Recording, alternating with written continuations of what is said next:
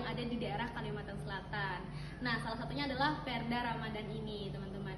Jadi, Perda Ramadan ini hadir karena pemerintah tahu bahwasanya Kalimantan Selatan merupakan mayoritas muslim lumayan terbesar di Indonesia. Makanya Perda ini hadir sesuai dengan nilai-nilai yang ada di Kalimantan Selatan. Jadi perda tersebut terdapat pada nomor 13 tahun 2003 yang dimana berisi tentang pembatasan tempat hiburan malam dan juga pembatasan warung-warung dibuka dengan waktu tertentu.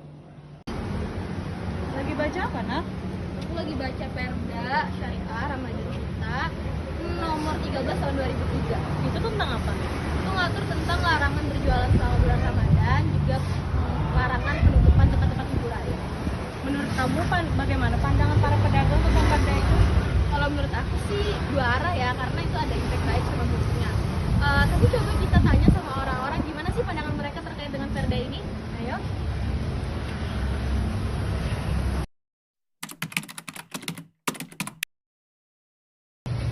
Halo semuanya. Jadi di sini kami bersama salah satu narasumber yang akan kami tanya-tanya tentang Perda Ramadan. Sebelumnya boleh kakak kami nanya-nanya tentang Perda Ramadan? Boleh. Sebelumnya kakak boleh memperkenalkan diri dari angkatan mana dan juga dari fakultas mana? Ya, kenalin, nama aku Muhammad Iqbal dari Fakultas Hukum Universitas Lampung Mangkurat, angkatan 2022.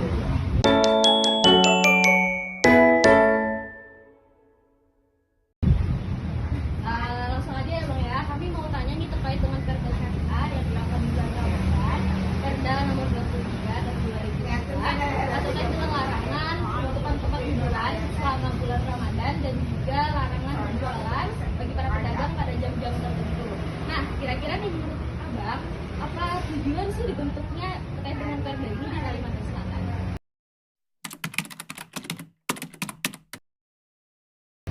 Kalau dari aku sendiri menanggapi perda ini ya, tujuannya sebenarnya baik, cuman kita harus melihat juga tujuannya itu sebenarnya apakah baik untuk diterapkan di bulan ini, gitu kan?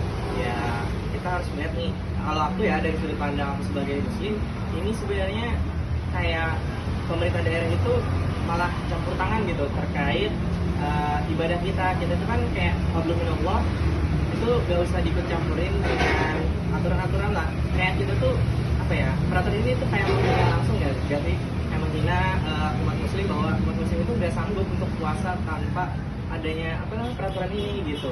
Itu kan suatu penghinaan gitu. Sebenarnya nggak bisa kita untuk melibatkan perda ini untuk diatur dalam bulan Ramadan ini gitu.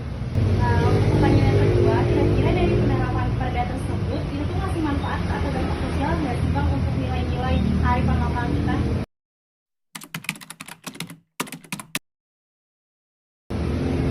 Kalau aku yang melihatnya sini sebenarnya ada dampak baik ya, dampak buruknya juga, tapi dampak baiknya bagi mereka yang mungkin apa ya, dari pemerintah mungkin ya, mungkin orang yang buka warung, buka toko makanan gitu kan, keciuman baunya bergoda gitu kan. Tapi kalau dampak buruknya banyak, mungkin kayak anak kos mungkin ya, yang cewek-cewek terutama yang lagi haid mungkin, terus dia mau cari makan karena dia nggak bisa masak atau lagi ada kendala, dia mau nggak mau kan dia harus keluar makan gitu. Nah itu ada dampak dari yang secara langsung yang dirasakan oleh khususnya mahasiswa gitu, belajar masif. Oke Bang, terakhir nih pertanyaannya, kalau Abang di berposisi sebagai pedagang, kira-kira dengan hadirnya Perda ini cukup mengganggu atau malah justru baik nih bagi pedagang? Misalnya di berposisi sebagai hal itu, kira-kira bagaimana?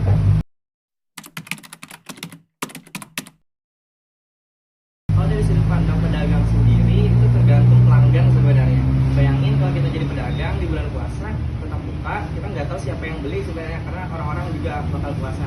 Tapi kita harus melihat dari sudut pandang misalnya non muslim misalnya yang berjualan, itu kan mereka targetnya ya juga orang-orang yang non muslim juga gitu kan. Nah itu yang sebenarnya kita bisa apa namanya kita atur gitu, dalam cara itu justru membatasi hak untuk pedagang atau pekerja untuk ya kerjaannya layak lah gitu.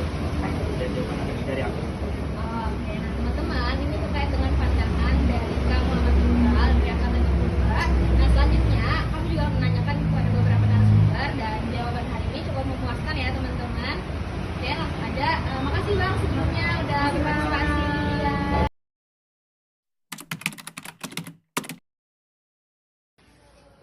Halo Bang. Iya. Bang, kami boleh nanya-nanya lah tentang Perda Ramadan. Boleh, boleh, boleh.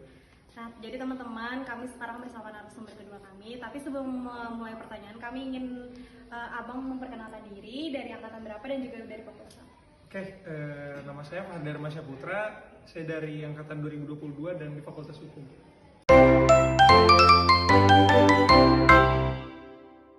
Ini tanya tadi Bang terkait dengan Perda Ramadan nomor 13 tahun 2003 tentang larangan berjualan makanan pada jam-jam tertentu sama penutupan tempat-tempat hiburan. Nah, kira-kira menurut Abang, Perda ini diciptakan tujuannya buat apa sih?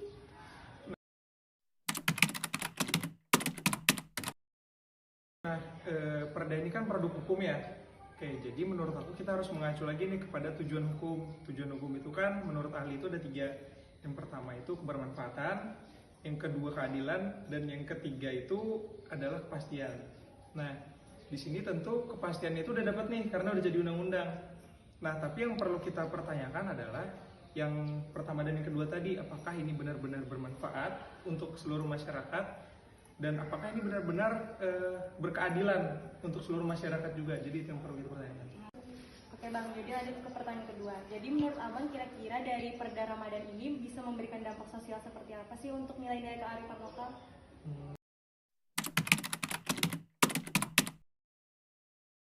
Sosial ya.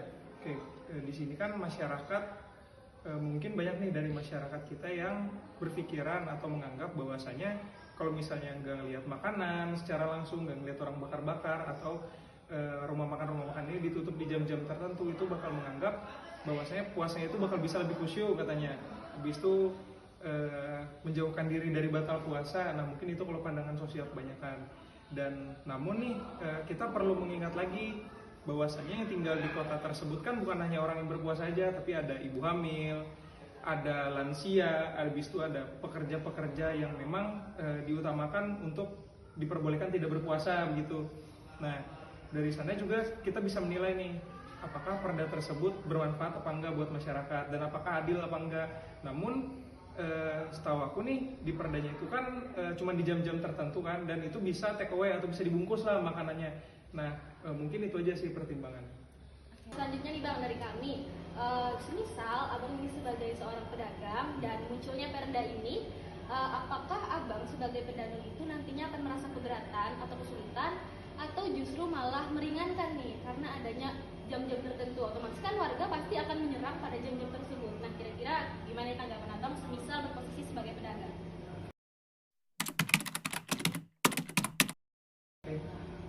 Mungkin kalau diposisikan sebagai pedagang ya.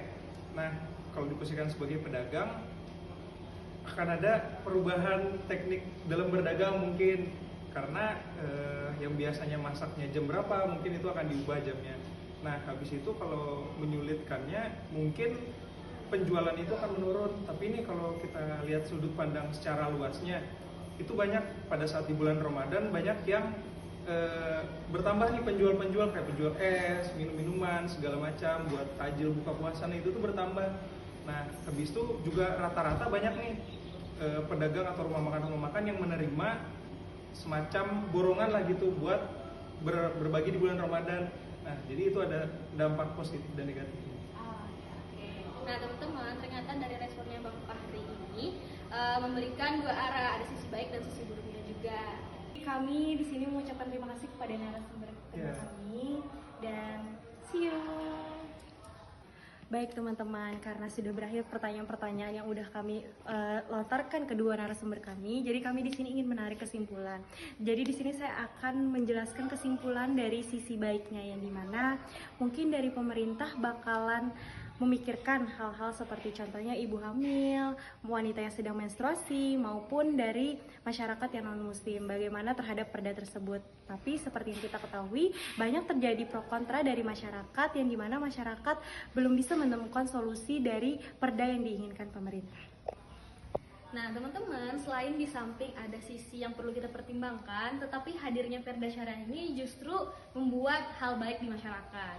Karena berkat perda syariah ini kita menjadi lebih tertib lagi nih dalam berjualan dan lain sebagainya.